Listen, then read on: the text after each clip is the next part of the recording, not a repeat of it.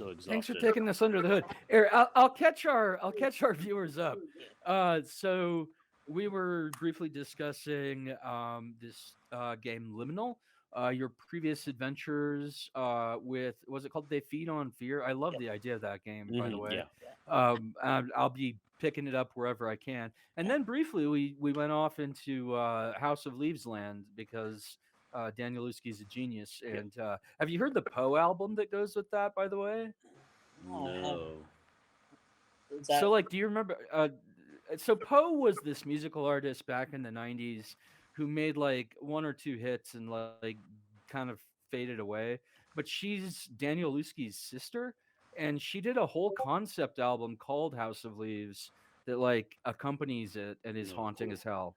So the So reason we're yeah, talking about yeah. House of Leaves is because House of Leaves and uh Backrooms on yeah, YouTube are key Hmm. elements that inspired this game, yeah, Liminal, yeah, which grew out of a collaboration from Alexei here and one of his fans and friends yeah, of They Feed on Fear. yeah, I think that should catch everyone up. yeah. Again, very sorry about that. That's okay. Um, No worries. so Alexei, Yeah, you have a crazy list of guest yeah, writers. yeah. How did you how did you manage to pull all of these amazing people together, including Johan Noor? Well, I'm a big fan of Morkborg, or however you pronounce it, because I know the first word some people have issue with it, and me included. So I just gave him a Discord message because I'm in their Discord, and he was like, "Yeah, I'll pitch in." Like he loved the concept. He saw some of the like preliminary like layouts that I was working with, like redacted pages and like the ASCII art, and he was like, "Yeah, sure, I'll help." And he could contribute, and he asked the author of Morkborg, Pilsen, and he said, "Yeah, I'll contribute some rooms." And it's just like I just asked him, 2 or 3 paragraphs each room. It doesn't need to have mechanics. We can add the mechanics in, but a lot of the people added mechanics to the rules. So like they read the rules that I given them, sort of like prompts how to, um, I guess, lay out the prompts, what kind of room shapes there were, and you know, a lot of people are like jumped right on board. And I've been a fan of Bizarro for That's a really cool process yeah, for collaboration. It's almost like a double blind. Like nobody knows what anybody else's room is necessarily. yeah, Well, I will say Alexei sent me a worksheet of other people's rooms. I read maybe 4 of them, and then I like shut the yeah, program down and immediately like put it in my recycling bin. I was like, no, I'm yeah, not going to be spoiled for this fucking masterpiece. Um, and that's one of the reasons we're not running like live streaming the game tonight is because Hmm. there's so many cool little ins and outs, and there's enough different ins and outs. Like there's so many different rooms and options that like I don't think this is a game that's going to get old. This is a game that's going to be able to be played literally over and over again. And man, yeah, I can't wait to see like what like once this comes out, like what other people start adding on in the workshop room, and oh, it's gonna be fucking beautiful. yeah. Well, it's And you, we tried to make it so that you expand it. You can expand it like okay, it comes with 100 rooms, but if you play like there's like a stipulation. If you want to use guest rooms, every other room is a guest room, so you roll it, and there's 100 rooms, and then 100 guest rooms, and 100 entities that sort of can sort of inhabit these rooms. That you roll as well if you fail a test, and that's like it's based on a D100 or two um, Mhm. D10s, right? And yeah, I want people to expand on it, like create their own rooms and make their own lists. Like it would, you know, I think it's an avenue for creativity that is not that I haven't seen before. Like it's pretty interesting. Like even I've created an expansion, like a brochure. It's gonna be inspired by Japanese horror comics. Awesome. Junju Ito. So I have some rooms based on that, and my friend's doing sort of like business, sort of like a business, um, like a business themed, sort of like the horror of a business or an office space, so it's sort of interesting as well. Like a corporate dystopia. Yeah, sort of like yeah. I will say that 2 of the rooms I designed come straight from my novels. So if you're a fan of mine, you could find yourself in one of a room from one of my books, which That sounds terrifying. That's I don't did know. not. There's enough trigger warnings in the world. I will say I did not make John Stabberger a entity. Well, that does hurt. That's too bad, actually. Like, Actually, John I Stabberger would- is a NPC in a Christian Einbach Morkborg expansion. So you can run into John Stabberger in the world of Morkborg. Now, Fun. for our players or people who haven't already seen our Kickstarter, what would the game experience be like for a player? Can we walk our audience through a sample of what to expect? Okay, well, in terms of like, you start with a large sheet of graph paper. My friend found some in a fabric store, but we're gonna make a poster. We got that stretch goal. You could use if you want to laminate it. But you start on a blank sheet of paper. You draw a 3x3 room, and then each turn, player rolls a dice, and it makes the shape of the room, and the shape of the room, and if there's already an entity in it, it will be included, and then they roll again, and they don't know it because it's only the architect, we call the GM. He will know what's in the room, and he'll describe the room, and then if they interact with anything in the room, they have a chance of triggering an entity, and entities cause fatigue, and your life, it's like there's only one stat in the game, and that's your fatigue, and that as the game goes on, what you do depletes, or not depletes it, adds fatigue. Okay, so that is your primary stat, and then you have to roll over that stat as it increases, and it makes it more difficult as you play the game. And then eventually, you could roll, which it could be. Sometimes I guess the architect will have to interject this. If there's 100 rooms and there's not too many escape rooms, they might have to, game master it in. But my friend, he plays tested with 3 or 4 friends, and he said new players and experienced players had a time with it. So the really experienced ones were sort of role playing themselves and like, oh, what does this do? And they were picking up items, and they were well experienced with that whole thing. And the newer players were like took cues from the other players, and they got a good hang of it. And it's sort of a cool mix because it's like the environment expands, and even the GM or the architect doesn't know where it's gonna go, right? So it's pretty interesting experience. I will say I really like the title of architect, and the person who's actually keeping the graph is the cartographer. Yeah. And I really like both of those titles a lot. Yeah.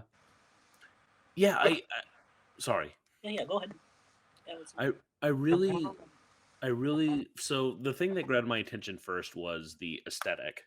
Yeah.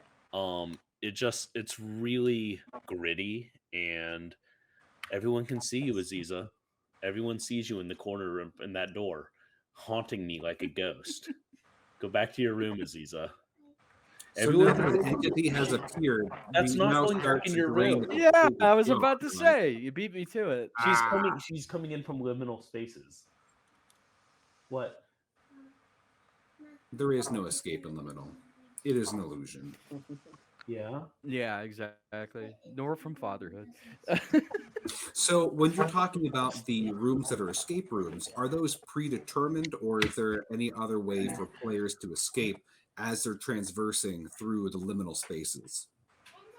It's rolled, so there are quite a few. I think out of the 100, there are maybe 10 to 25. I don't know exactly because there's 100 guest rooms, and but that depends. If you use guest rooms, that's that's 200 rooms plus you know.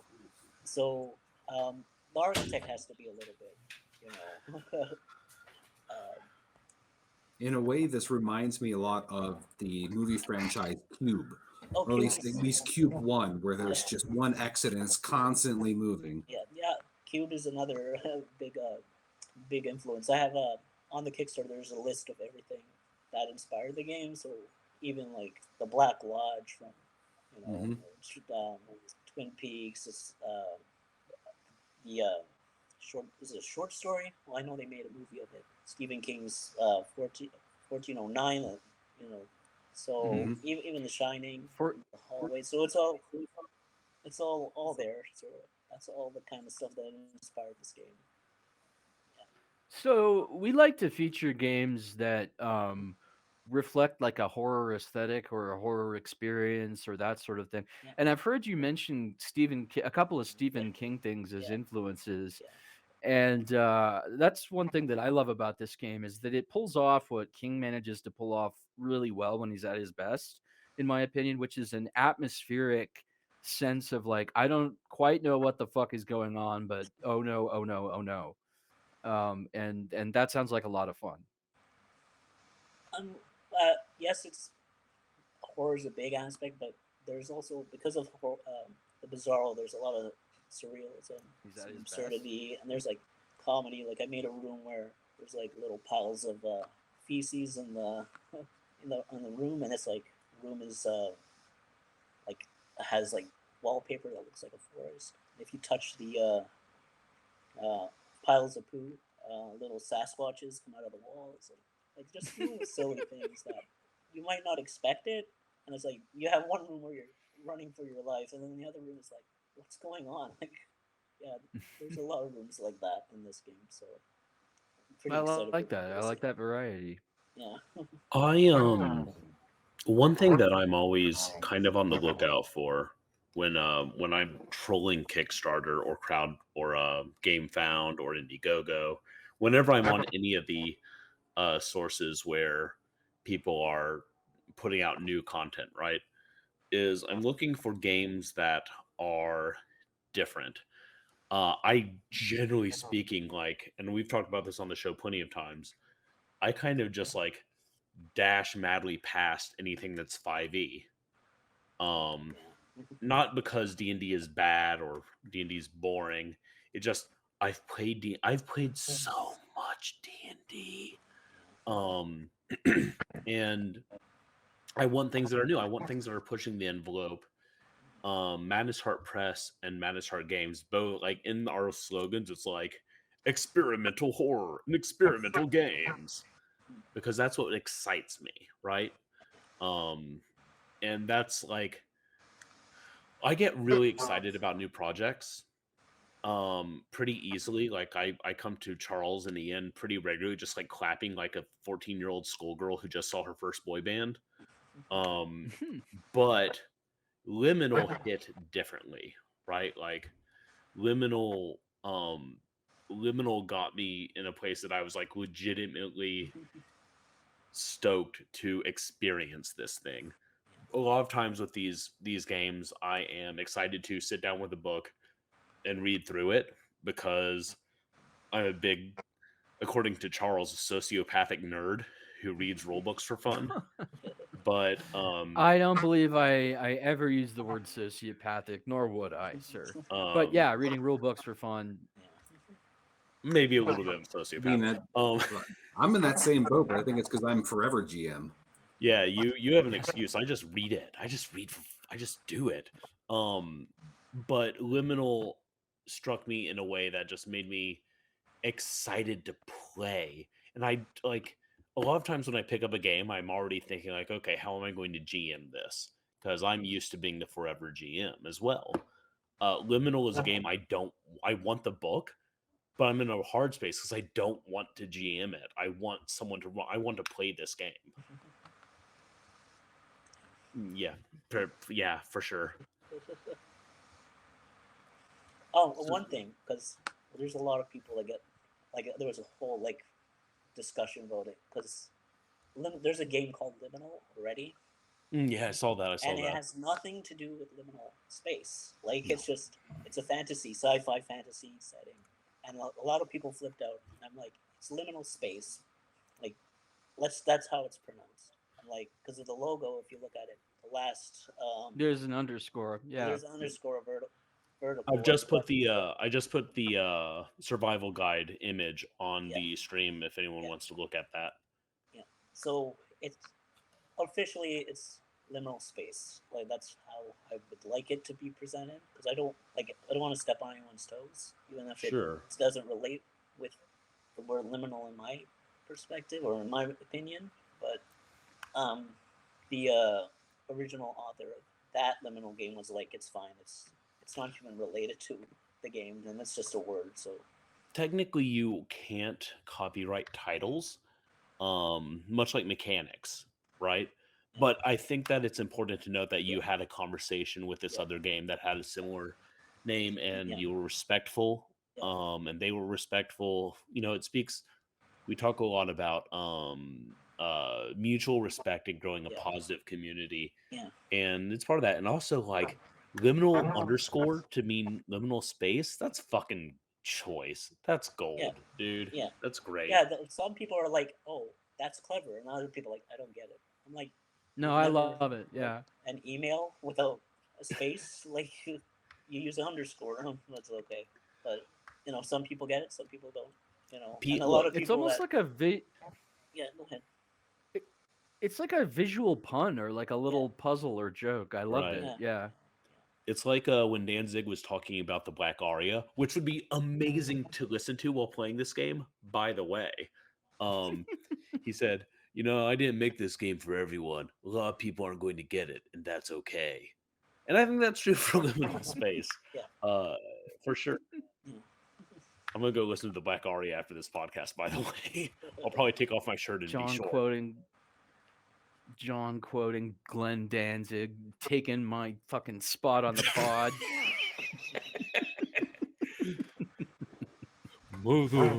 Yeah. I love Sad Elvis, and I think Sad Elvis will be a fantastic band to listen to while playing Liminal Space. Either Sad Elvis or like the meanest Fonzie. The meanest Fonzie, fuck off.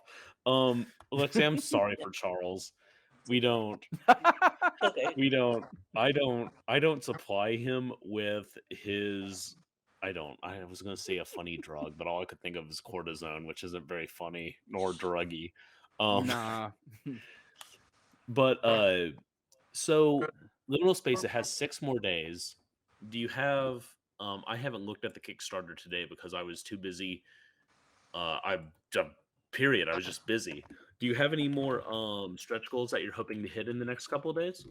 We want a really good guest, and we've been trying, like, even a bizarro Arthur, but we were aiming high. It's not like we don't have the finances. Like, was it Carlton Mellick? Yeah, he's like, possible. Do you have a relationship with Carlton yet? No. And okay. I've tried. Do you want me to reach out? Sure. Like, we have a budget. Like, we want to. Like, it would be neat. We were thinking bigger names too, like directors, but those people, we're small. We're small. You know what? I can also talk to Shane McKenzie.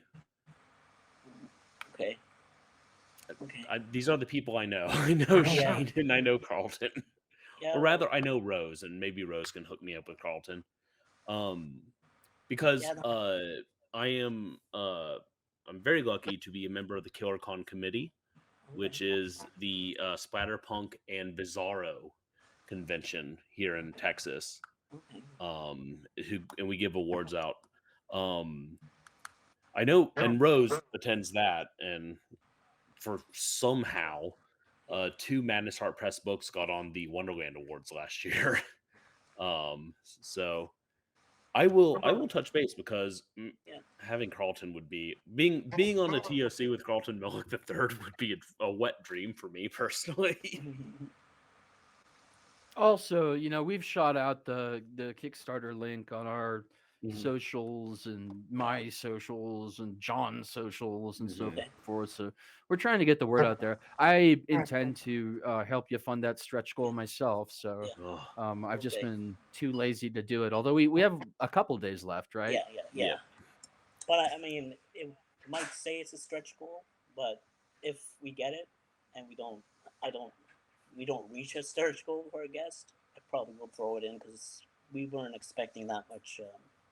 I guess that much attention from the game. Like even my friends. You don't say that until Yeah. after the release. Yeah. Well, no, I mean, listen, like we asked for 3,000, my Canadian, and last project I asked for something similar, and it did really well. And I mean, if that did well, this one should do well, especially with all the people involved. Yeah. So it did really well, and it's still doing really well, and maybe get more than one guest if we reach that goal. So instead of one, so that would be nice. Yeah.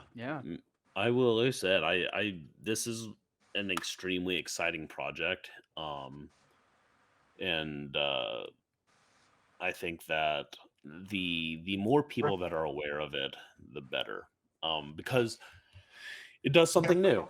Yeah. At the end of the day, that's what's exciting to me as a game designer, as a person in the community. When things are new and they're stretching the bounds of what a game can be, sometimes Yeah. that's what gets me all hot and bothered.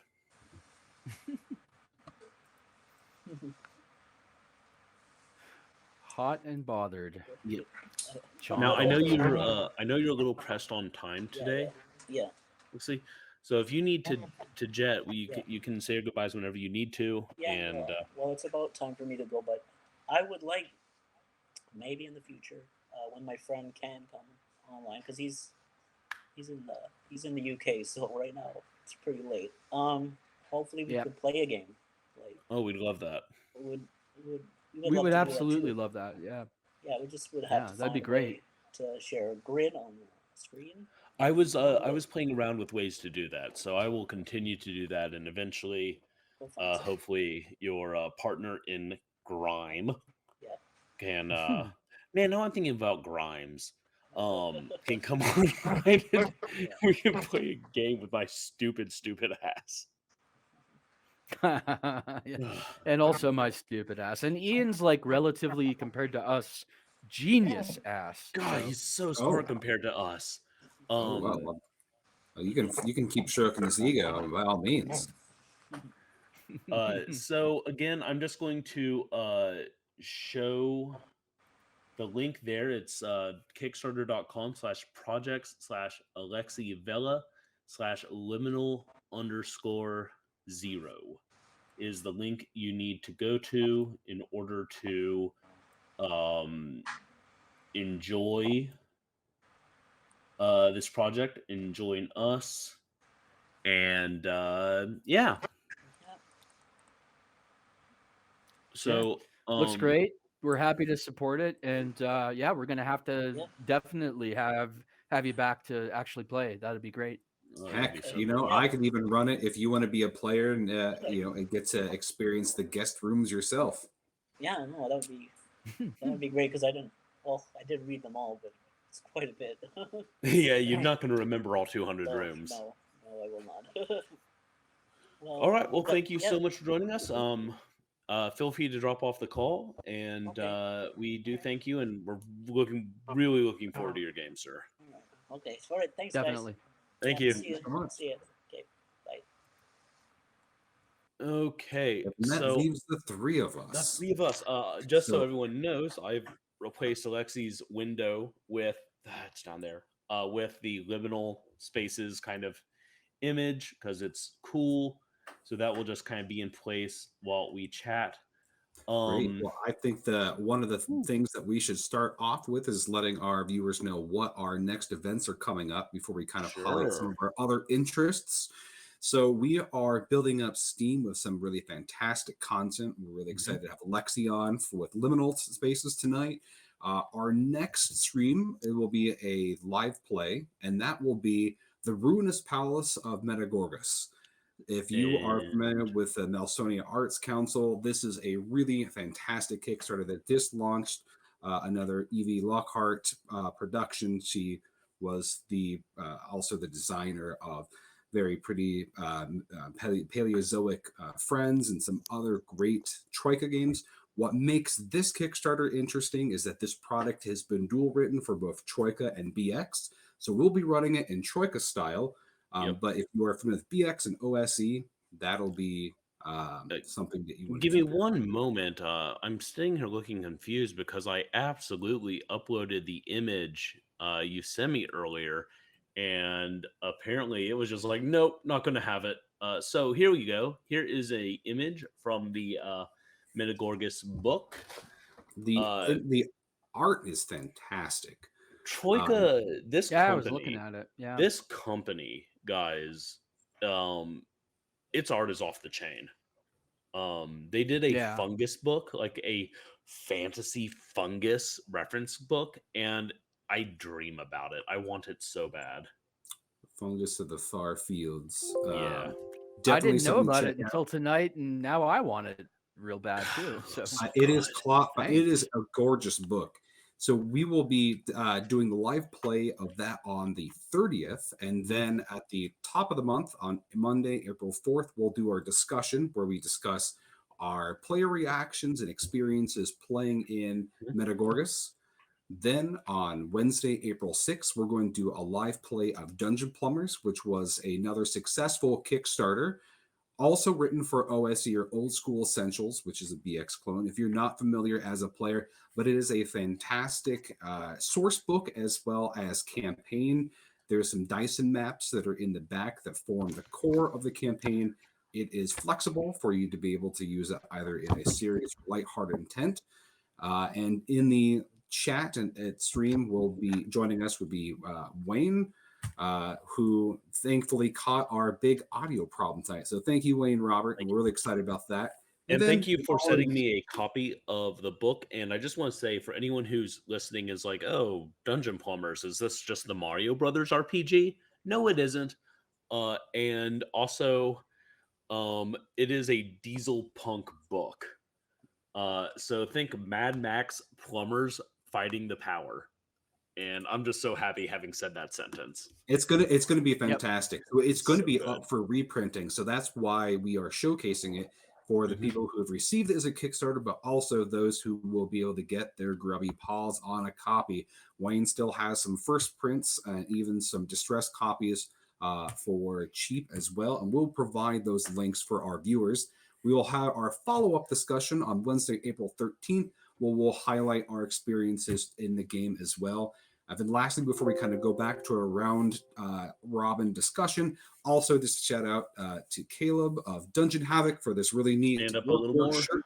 If you want either a 5 higher, yes, higher. Wow. Rise up. Well, I'm there you go. Thank you. I was going to say, I'm still wearing pajama pants from working remotely today. I want to see that dong. But if you want another Morkborg shirt, they were officially licensed as well. There's some really cool designs as well as some 5e and some other fantasy vibe as well. So make sure that you look at Dungeon Havoc and get your shirts and other memorabilia. So those are our plugs. Also, as just a side note, and we can talk about this in the future, we have some cool things coming down the pipeline, such as Orkborg, Numinous Brutality, a Godless League Adventures, and some other games. And for those people who are listening now or in the future, if you have a product that you'd like us to showcase and review, call us up, shoot us on our socials, and we'd love to work with you because we want to support your projects. Yes. So that's enough of our calendar going forward. Take it away, John, with what you were going to say before I interjected. Okay, so there's a few projects I want to call out. that are currently in crowdfunding, but I have some sad business first. Yeah.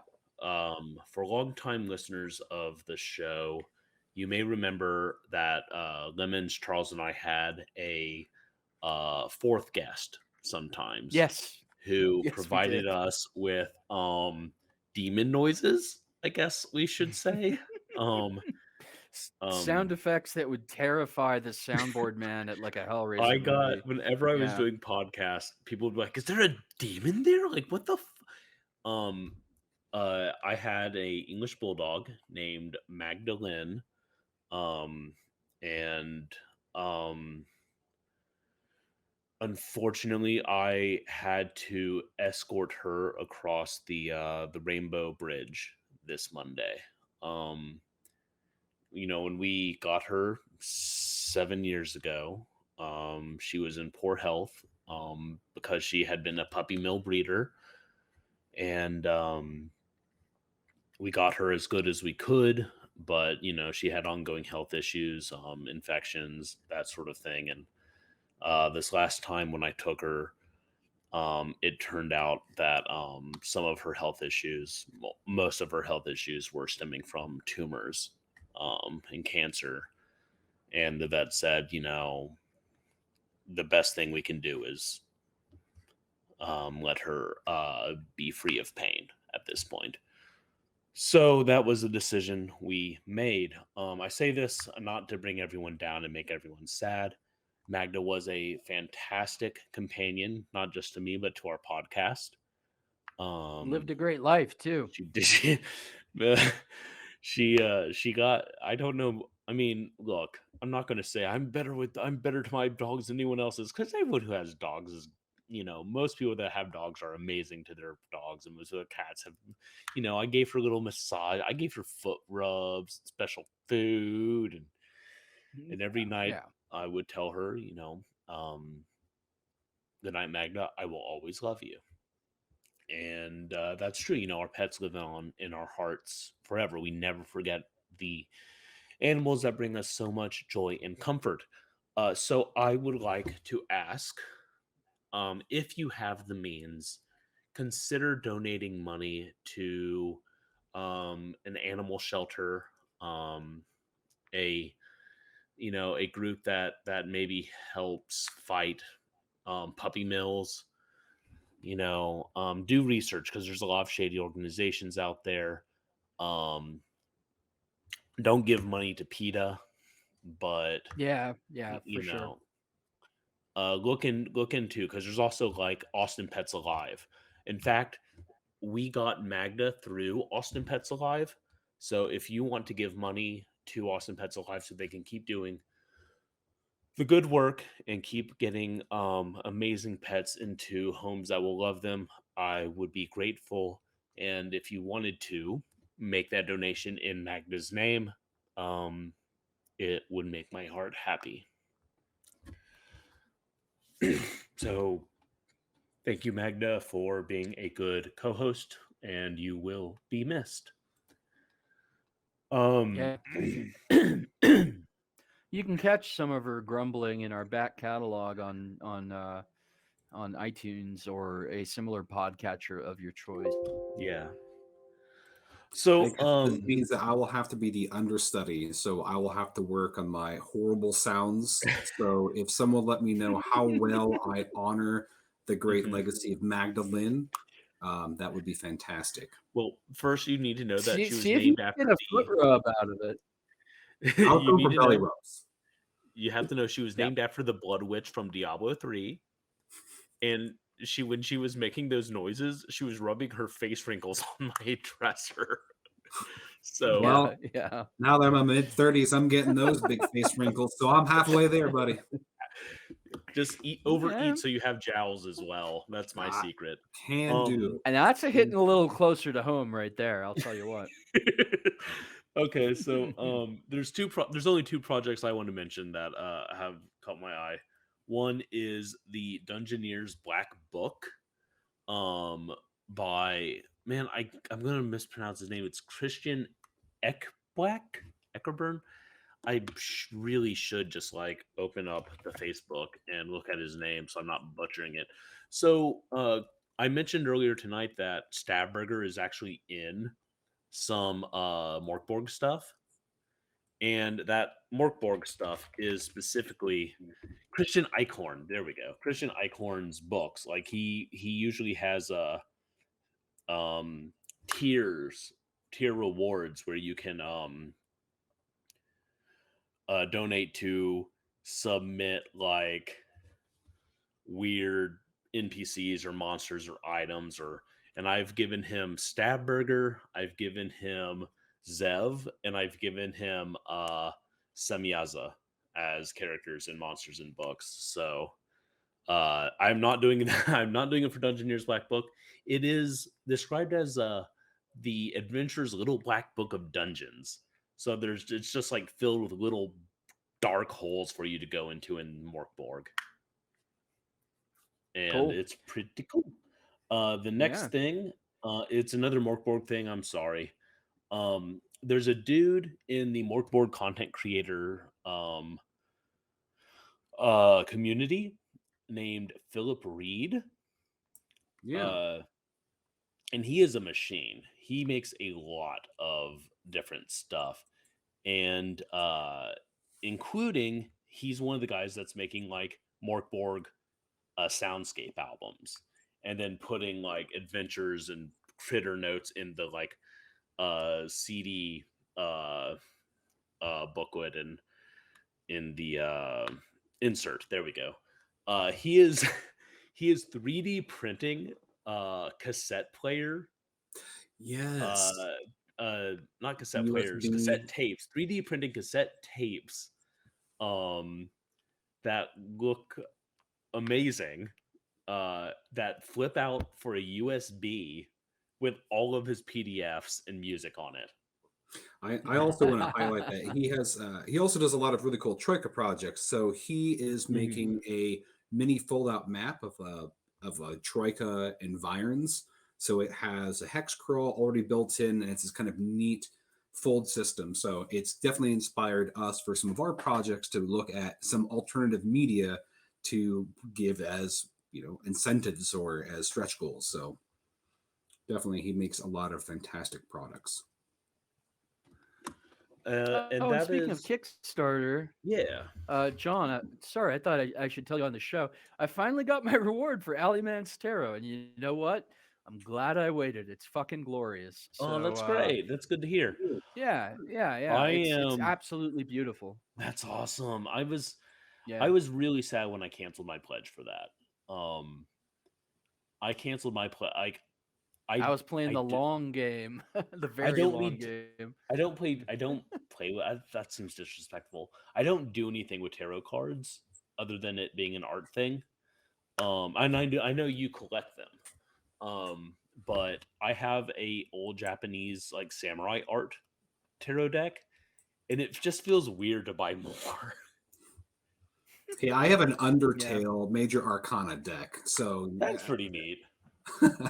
That is awesome. Yeah, it's actually really cool art. Yeah. It's super cool if you're an Undertale person. Yeah. I am an Undertale person, by golly. That's just another reason why I love you. So, so we're up to I want to point out real quick, we have a we have a purple and blue bar that goes across the right of our screen, and it says "Follow us, damn it." And then in the middle it says 49, and then on the other side it says 100. We're trying to get to 100 followers on this here Twitch stream. What John is really saying is that he's lonely and he needs more friends. I really do. It's true. If you see this man and you think that you really want to give him a hug and support his life goals, then friend us.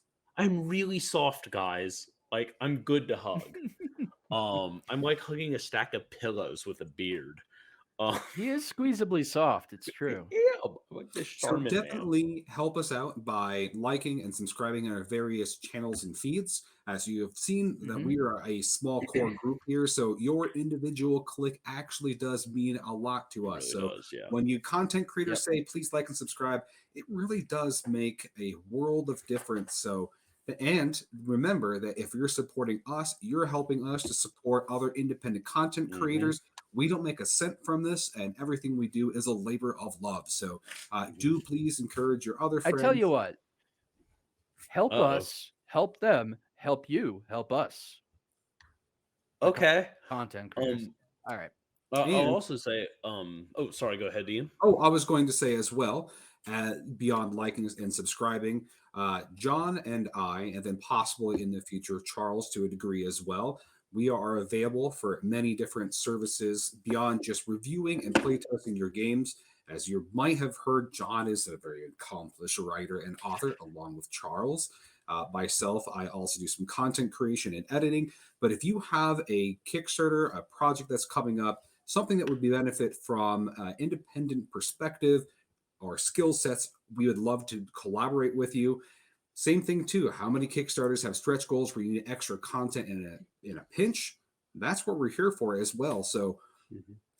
by all means, contact us. We'll work with you. We want to support your vision. So I Yep. thought I'd put that plug out there for you, John.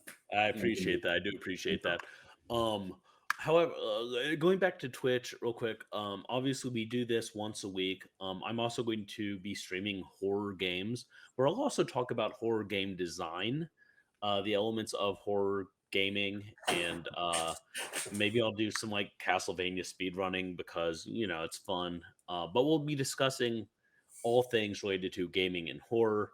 And so, if that sounds cool and you just kind of want to chat with me about horror in gaming, follow and jump into the stream and just kind of shoot the shit with me. It'll be fun. Um, that said, we got started a little late, and because Alexei had to duck a little early, this is going to be a little bit of a shorter stream. Um, so first, let me say, if you have not picked it up yet, Numinous Brutality, the like the starter set, essentially the red box, The which abridged has rules. Yeah. yeah, the abridged rules, everything you need to just like get started playing is available on godless.com for $1. And it comes with a full adventure called the Clash of Croak. And nope, that's not the picture I want to move. If I move, nope, oh my God, everyone. Oh no. Oh, what have I While done? John's figuring that out, if you're looking There for we it, go. you can go to tinyurl.com/godless NB, godless all lowercase, NB uppercase, and that'll take you right to the Godless store with our abridged rule set You on can it. also find it on itch.io. If you just search Numinous Brutality or Madness Heart Games, you'll find it. And you can also find it on the Madness Heart Press website under Madness Heart Games. So it's everywhere. Pick it up. If you do pick it up, hell, if you pirate it, like however you get your grubby mitts on it, there's a form in the back. So you can provide us feedback. So as we're kind of going into making the full version, which is going to be a honker, uh, we can improve it and make it cooler and better. So please give us feedback. And Uh, for people who wouldn't remember this from other podcasts, this is a game where you play as a demigod of dying or dead gods in a blood-soaked battlescape, where you are fighting to become the most supreme demigod or god eventually in this world that is just decaying and full of ruination.